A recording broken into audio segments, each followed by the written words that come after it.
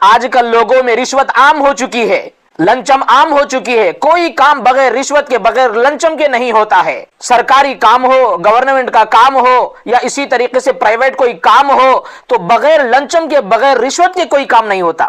ہم آپ کو ایک لطیفہ بتائیں گے، ایک جوک بتائیں گے جو ہمارے لیے سبق بھی ہے، نصیحت بھی ہے۔ ایک شخص سرکاری دفتر میں بار بار آ کر فائل جمع کرواتا تھا۔ اس کا کوئی کام ہو جو سرکاری اعتبار سے اس کا کام ہو جائے، وہ فائل سرکاری دفتر میں لا کر جمع کرواتا تھا، مگر فائل آگے ہرگز نہیں بڑھتی تھی۔ ایک دن وہ سوچا، آخر وہ تھک گیا کہ وہاں کام کرنے والا اس کی فائل آگے کیوں نہیں بڑھا رہا ہے۔ اس سے پوچھا کہ بھائی میری فائل اتنے دنوں سے پڑی ہے، وہ فائل آگے کیوں نہیں بڑھ رہی، میرا کام کیوں نہیں ہو رہا؟ تو اس دفتر میں کام کرنے والا شخص اس سے بولا اور اس کو اشارہ کرتے ہوئے کہا، بھائی آپ کی فائل اگر بڑھنا ہو تو پھر فائل کو کھانے کو کچھ دے دو تو فائل آگے بڑھ جائے گی، اگر یہ فائل کو کھانے کے لیے کچھ بھی نہیں دو گے تو تمہاری فائل آگے نہیں بڑھے گی اور فائل سوتے ہی رہے گی۔ وہ شخص بیچارہ سمجھ گیا کہ یہ رشوت مانگ رہا ہے۔ وہ شخص جیب سے ایک چھوٹا سا قرآن پاک نکال کر اس کو دے دیا، وہ بھی مسلمان تھا۔ فائل کے اندر قرآن پاک چھوٹا سا رکھ دیا اور اس کے حوالے کر دیا۔ جب رشوت مانگنے والا آدمی فائل کھولا تو دیکھا تو اس میں قرآن پاک رکھا ہوا ہے۔ فوراً وہ گھبرا گیا اور فائل جو ہے آگے بھیج دی اور بولا، بھائی تم نے فائل کو تو نہیں مجھے جگہ دیا ہے۔ یعنی وہ ڈر گیا، اس کو بھی سمجھ میں آ گیا کہ میں رشوت مانگ رہا ہوں، رشوت کی جگہ اس نے مجھے قرآن دے دی۔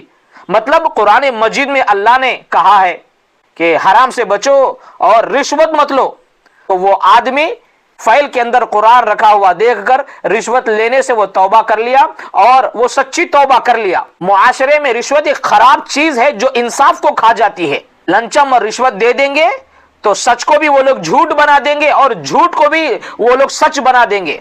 جو لوگ حلال اور حرام کی تمیز کھو بیٹھتے ہیں وہ وقتی دنیا تو سنوار لیتے ہیں مگر آخرت ان کی برباد ہو جاتی ہے۔ اگر ہم میں سے ہر شخص اپنی ضمیر کو زندہ کر لے تو معاشرہ خود بخود اصلاح کی طرف چل پڑے گا۔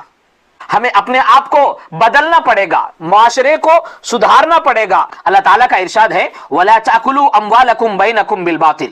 اللہ تعالیٰ فرماتے ہیں کہ ایک دوسرے کا مال ناحق مت کھاؤ۔ پیارے آقا نے فرمایا رشوت دینے والا اور رشوت لینے والا دونوں جہنمی ہیں، دوزخی ہے۔